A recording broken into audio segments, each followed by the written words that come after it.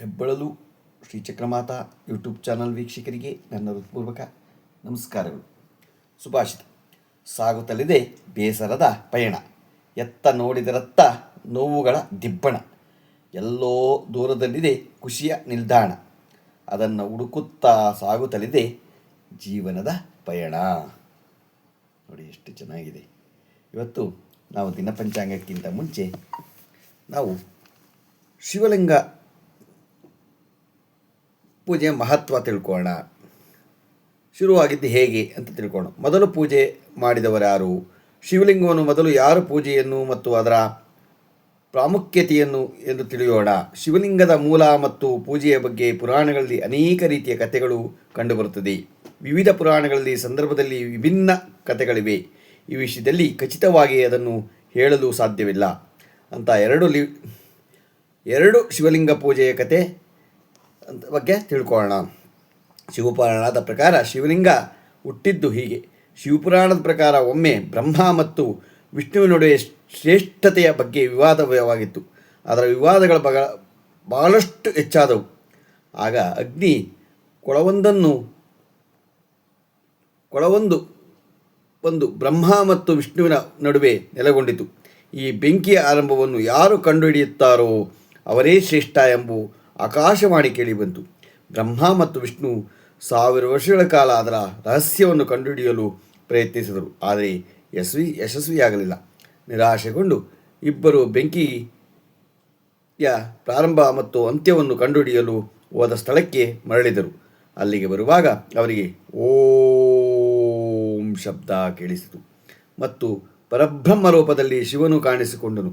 ಅವನು ಅಗ್ನಿ ಕಿರಣದ ವ್ಯತ್ಯಾಸವನ್ನು ಹೇಳಿದನು ಮತ್ತು ಬ್ರಹ್ಮ ವಿಷ್ಣು ಅವನಿಗೆ ಅಗ್ನಿ ಕಿರಣಕ್ಕೆ ನಮಸ್ಕರಿಸಿದರು. ಬ್ರಹ್ಮ ವಿಷ್ಣುವಿನ ಕೋರಿಕೆಯ ಮೇರೆಗೆ ಈ ಬೆಂಕಿಯು ಚೆಂಡು ಬ್ರಹ್ಮ ಮತ್ತು ವಿಷ್ಣುವಿನಿಂದ ಪೂಜಿಸಲ್ಪಟ್ಟ ಲಿಂಗವಾಗಿ ರೂಪಾಂತರಗೊಂಡಿತು. ಅಂದಿನಿಂದ ವಿಶ್ವದಲ್ಲೇ ಶಿವಲಿಂಗವನ್ನು ಪೂಜಿಸುವ ನಿಯಮ ಪ್ರಾರಂಭವಾಯಿತು. ಶಿವಲಿಂಗ ಆರಾಧನೆ ಪ್ರಾರಂಭ ಲಿಂಗ ಪುರಾಣಗಳ ಪ್ರಕಾರ ಶಿವಲಿಂಗದ ಆರಾಧನೆ ಹೀಗೆ ಪ್ರಾರಂಭವಾಯಿತು.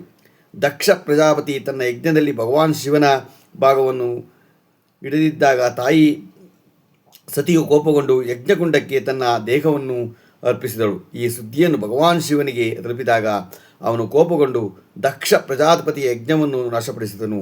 ನಂತರ ಸತಿಯ ಜೊತೆಯಲ್ಲಿದ್ದ ಶಿವನು ದುಃಖ ಕೋಪಗಳಿಂದ ದಿಗ್ಭಂಗರ ಸ್ಥಿತಿಯಲ್ಲಿ ಭೂಮಿಯ ಮೇಲೆ ಅಲ್ಲಿ ಇಲ್ಲಿ ತಿರುಗಾಡಲು ಪ್ರಾರಂಭಿಸಿದರು.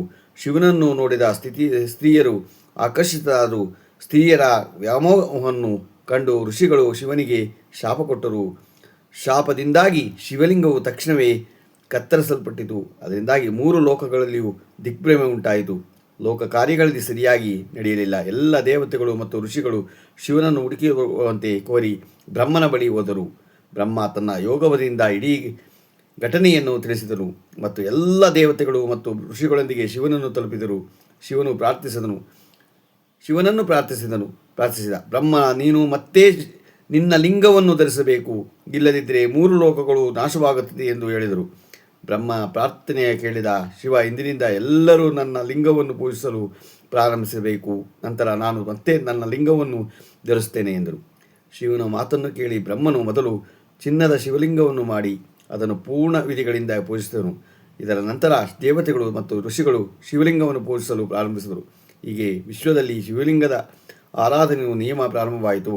ಶಿವಲಿಂಗ ಪೂಜೆಯು ಪ್ರಯೋಜನಗಳು: ಲಿಂಗವನ್ನು ಕ್ರಮಬದ್ಧವಾಗಿ ಪೂಜಿಸುವುದರಿಂದ ವ್ಯಕ್ತಿಯ ಸಂತಾನ, ಸಂಪತ್ತು, ಜ್ಞಾನ ಮತ್ತು ಮೋಕ್ಷವನ್ನು ಪಡೆಯುತ್ತಾನೆ. ಶಿವಲಿಂಗವನ್ನು ಪೂಜಿಸುವ ಸ್ಥಳವು ತೀರ್ಥಕ್ಷೇತ್ರವಾಗುತ್ತದೆ. ತೀರ್ಥಯಾತ್ರೆಯು ಮಣ್ಣಿನಿಂದ ಶಿವಲಿಂಗವನ್ನು ಮಾಡಿ ಅದನ್ನು 1000 ಬಾರಿ, ಲಕ್ಷ ಅಥವಾ ಕೋಟಿ ಬಾರಿ ಪೂಜಿಸುವ ವ್ಯಕ್ತಿ ಆ ಸಾಧಕನು ಪುಣ್ಯ ಪರಿಣಾಮದಿಂದ ಶಿವನ ಸ್ವರೂಪನಾಗುತ್ತಾನೆ. ಅದೇ ಸಮಯದಲ್ಲಿ ತೀರ್ಥಯಾತ್ರೆ ಮಣ್ಣು, ಬೂದಿ, ಸಗಣಿ ಮತ್ತು ಮರಳಿನಿಂದ ಶಿವಲಿಂಗವನ್ನು ಮಾಡಿ ಪೂಜಿಸುವ ವ್ಯಕ್ತಿ ಸ್ವರ್ಗದಲ್ಲಿ ನೆಲೆಸುತ್ತಾನೆ. ಶಿವನನ್ನು ಯಾವಾಗಲೂ ಪೂಜಿಸುವ ಸ್ಥಳದಲ್ಲಿ ಸಾಯುವ ವ್ಯಕ್ತಿಯು ಶಿವಲೋಕವನ್ನು ಪಡೆಯುತ್ತಾನೆ. ಯಾವಾಗಲೂ ಶಿವನಾಮ ಜಪಿಸುತ್ತಲೇ ಇರುವವನು ಪರಮ ಶುದ್ಧನಾಗುತ್ತಾನೆ ಮತ್ತು ಪರಮ ಉನ್ನತಿ ಹೊಂದುತ್ತಾನೆ ಮತ್ತು ಅವನು ಮೋಕ್ಷವನ್ನು ಪಡೆಯುತ್ತಾನೆ. ಶಿವ ಎಂಬ ಪದವು ಉಚ್ಚರಿಸುವುದರಿಂದ ಎಲ್ಲ ರೀತಿಯ ಪಾಪಗಳಿಂದ ಮುಕ್ತನಾಗುತ್ತಾನೆ. ಗೊತ್ತಾಯ್ತಾ? ನಾವು ತಿಳ್ಕೋಬೇಕಷ್ಟೇ. ಎಲ್ಲರೂ ನಾವು ಶಿವಮಯ, ನಮ್ಮ ಪ್ರಪಂಚವೇ ಶಿವಮಯ. ಅದರಿಂದ ನಾವು ಭಗವಂತನನ್ನು ಎಷ್ಟು ಸರಿ ಜಪಿಸಿದ್ರೂ ನಾವು ಒಳ್ಳೆಯದಾಗತ್ತೆ. ತ್ರ್ಯಂಬಕಂ ಯಜಾಮಹೇ ಸುಗಂಧಿಂ ಪುಷ್ಟಿವರ್ಧನಂ ಉರ್ವಾರಿಕಮಿವ ಬಂಧನಾನ್ ಮೃತ್ಯೋರ್ಮುಕ್ಷಿ ಯಮಾಮೃತಾತ್ ಹೇಳ್ಕೊಂಡು ಎಲ್ಲ ದಿನ ನೀವು ಭಗವಂತನಿಗೆ ಒಂದು ಬಿಲ್ಪತ್ರೆ ಅರ್ಪಿಸಿ ನಿಮಗೆ ಎಲ್ಲನೂ ತಲುಪಿಸ್ತಾನೆ ಭಗವಂತ. ನಾನಿವತ್ತು ದಿನಪಂಚಾಂಗವನ್ನು ತಿಳ್ಕೊಳ್ಳೋಣ. ದಿನಾಂಕ 24/2/2026 ಮಂಗಳವಾರ, ಶ್ರೀ ವಿಶ್ವಾವಸುನಾಮ ಸಂವತ್ಸರ, ಉತ್ತರಾಯಣ, ಶಿಶಿರ ಋತು, ಪಾಲ್ಗುಣ ಮಾಸ, ಶುಕ್ಲಪಕ್ಷ, ತಿಥಿ ಸಪ್ತಮಿ, ಬೆಳಗ್ಗೆ 7:35, ಉಪರಿ ಆಮೇಲೆ ಅಷ್ಟಮಿ ಬರುತ್ತೆ. ನಕ್ಷತ್ರ ಕೃತಿಕ, ಹಗಲು 3:46, ಮಳೆ ಶತಬೀಷ 2ನೇ ಪಾದ, ರಾಹುಕಾಲ 3:34 5 ಗಂಟೆ 3 ನಿಮಿಷ,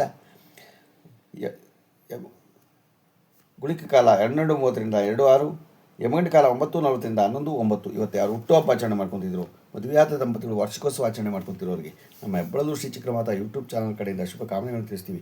ದೇವರು ಅವರಿಗೆ ಆಯಸ್ಸು, ಆರೋಗ್ಯ, ಐಶ್ವರ್ಯ ಎಲ್ಲ ಕೊಟ್ಟು ಕಾಪಾಡಲಿ ಅಂತ ಕೇಳ್ಕೊತೀನಿ. ನಮ್ಮ ಹೆಬ್ಬಳದು ಶ್ರೀ ಚಕ್ರಮಾತಾ ಯೂಟ್ಯೂಬ್ ಚಾನಲ್ ಯಾರು ಸಬ್ಸ್ಕ್ರೈಬ್ ಆಗೋದು ದಯಮಾಡಿ ಸಬ್ಸ್ಕ್ರೈಬ್ ಆಗಿ, ಲೈಕ್ ಕೊಡಿ. ಇದು ನಿಮ್ಮದೇ ಚಾನಲ್ ಆಗಿರೋದ್ರಿಂದ ನಮ್ಮ ಲಿಂಕನ್ನು ಬೇರೆಗೂ ಫಾಲೋ ಮಾಡಿ. ನಮಸ್ಕಾರಗಳು, ನಮಸ್ಕಾರಗಳು, ನಮಸ್ಕಾರಗಳು.